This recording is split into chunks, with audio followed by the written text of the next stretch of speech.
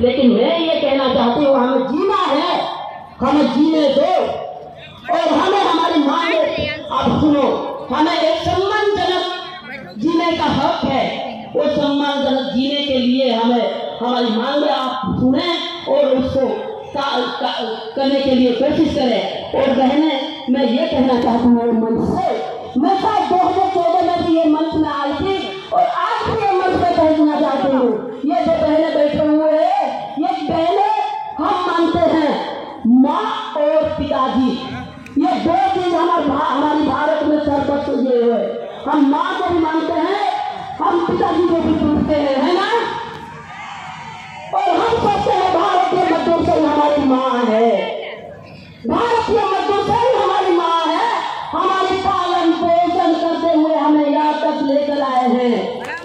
इसलिए मैं ये कहना चाहती हूँ, माँ ने हमें पाल दिया, माँ ने खड़ा कर दिया, माँ ने आवाज करना सिखा दिया। और हम पिताजी से ये डिमांड करना चाहते हैं, अभी आप हमें खिलाने की बारी आपकी है, हमें जीने की सिखाने की बारी आपकी है, हमें चलने की सिखाने की बारी आपकी है, हमें रोजगार दिलाने की बारी आपकी है। और